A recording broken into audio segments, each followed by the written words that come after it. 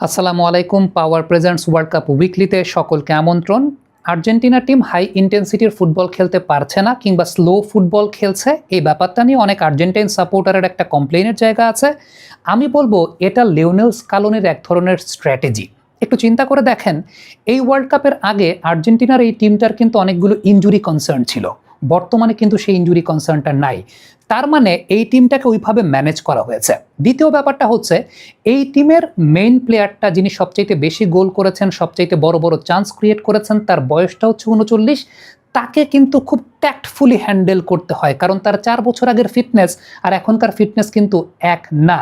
So সেই জায়গাটাতে Argentina ২০২২ বিশ্বকাপের পর থেকে তারা তাদের প্লেয়িং প্যাটার্নটা এরকম করেছে যেটা আসলে টেস্ট ম্যাচ ক্রিকেটের মতো, হোল্ডিং অন। অর্থাৎ এই জায়গাটায় তারা ম্যাচটাকে বড় করতে চায়, এনার্জিটাকে কনজিউম করতে চায়, এবং তাদের ওই ভরসার জায়গাটা আছে, তারা যদি এনার্জিটা কনজিউম করে, ম্যাচটাকে যদি বড় করে, শেষের দিকে they will be the better team.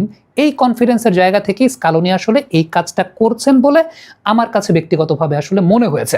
এখন লিওনেল মেসির প্রসঙ্গে যদি আমি আসি, গত বিশ্বকাপে লিওনেল মেসির যে বয়সটা ছিল, হাই ইন্টেন্সিটির ফুটবলটা তিনি খেলতে পারতেন এবং আর্জেন্টিনা কিন্তু ফার্স্ট হাফে ম্যাচটাকে কিল করে ফেলতে চাইতো। কিন্তু এবার এই টাইপের খেলার বা এই হাই ইন্টেন্সিভ ফুটবল খেলার এক ধরনের প্রবলেমও আছে। প্রবলেমটা হচ্ছে, ধরেন খেললো আর্জেন্টিনা, কিন্তু সামহাও রেগুলেশন টাইমে ম্যাচটা বের হলো না বা শুরুর হাফে ম্যাচটা বের হলো না, রিস্ক ফ্যাক্টরটা কিন্তু থেকে যায়। তখন আপনার দ্বিতীয়ার্ধে মেসিকে সাব করাতে হবে। এখন লিওনেল মেসিকে যদি আপনি সাব করান, তাহলে আর্জেন্টিনা টিমের এই পুরো লাইন আপের নিউক্লিয়াসটাই পুরোপুরি ভেঙে পড়বে।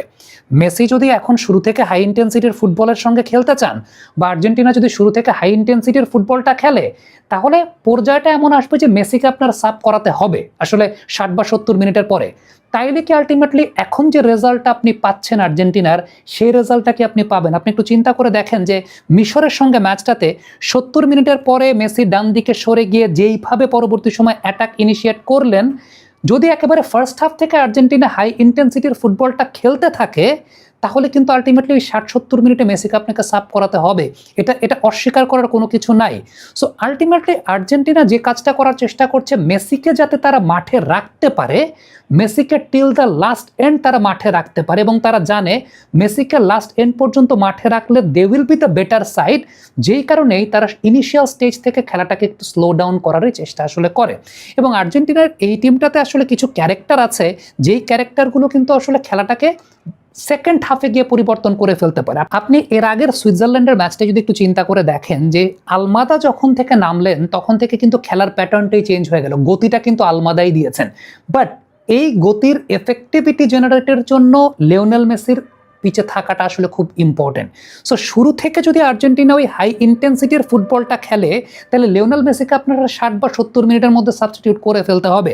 আরেকটা খুব ইম্পর্টেন্ট ব্যাপার, এই টিমের ম্যাক্সিমাম প্লেয়ার ইনজুর্ড ছিলেন বিশ্বকাপের আগে, তাদেরকেও কিন্তু ম্যানেজ করা হচ্ছে। ওয়ার্ল্ড কাপ একটা ৮ ম্যাচের টুর্নামেন্ট। সো এইখানে কিন্তু কোচকে অনেক কিছু মাথায় রাখতে হয়, এবং তাদের এই টিমে পটেনশিয়াল ক্যারেক্টারগুলো কিন্তু এরকম আছে যেটা আসলে তাদেরকে কমপ্লিমেন্ট করে। আমি আলমাদার কথা বললাম, আমি গনজালেজের কথা বলতে পারি, বা দিক থেকে টেলিফিগোকে বসিয়ে যখন তাকে নামানো হয়, তখনও কিন্তু ওই জায়গা থেকে অ্যাটাক ইনিশিয়েট হয়। এবং একটা বিষয় খুব লক্ষণীয়, সেটা হচ্ছে যখন সুইজারল্যান্ড এর আগের দিন পুরোপুরি লো ব্লকে চলে গেল ১০ জনের টিম হওয়ার পরে, স্কালোনি কিন্তু ৪ জন ফরওয়ার্ড নিয়ে সেখানে খেলেছেন। এবং এই জায়গাটা অনেকের মাথার উপর দিয়েই গেছে, কেন ৪ জন ফরওয়ার্ড নিয়ে তখন স্কালোনি খেলেছেন, মিডফিল্ডারদেরকে কেন তিনি বসিয়েছেন? এটার পেছনে কারণটা হচ্ছে ১০ জনের টিম লো ব্লকে চলে গেছে, এই লো ব্লকটা ভাঙার জন্য unit shooters and unit headers. কিন্তু এই অ্যাটাকগুলোকে ইনিশিয়েট করার জন্য unit Lionel Messi to be there. পরিসংখ্যান যদি আপনি লক্ষ্য করে দেখেন, এই টিমটার সবচেয়ে বড় বড় চান্স ক্রিয়েট করেছেন সবচেয়ে বেশি মেসি, এই টিমটার সবচেয়ে বেশি গোল করেছেন মেসি।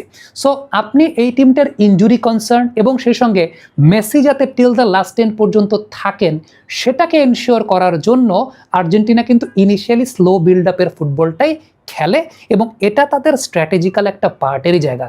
কারণ ৪ বছর আগের তাদের প্লেয়ারদের বয়স, আপনি শুধু মেসি না, মেসি বলেন, টেলিফিগো বলেন, ডিপল বলেন, ৪ বছর আগে তাদের বয়স, যেখানে তারা হয়তো বা ফার্স্ট হাফে ম্যাচটাকে কিল করতে চাইতো, সেটা এখন তাদের নাই। হ্যাঁ, ধরেন এখনও তাই চাইলে তারা ফার্স্ট হাফে ম্যাচটাকে কিল করতে অ্যাটেম্প নিতে পারে, কিন্তু বাই চান্স সেটা হলো না। বাই চান্স যদি সেটা না হয়, দেন সেকেন্ড হাফে যখন আপনি একসঙ্গে মেসি, একসঙ্গে ডিপল এদেরকে যখন বসিয়ে দেবেন, এর পরের ঘটনাটা আসলে কি ঘটবে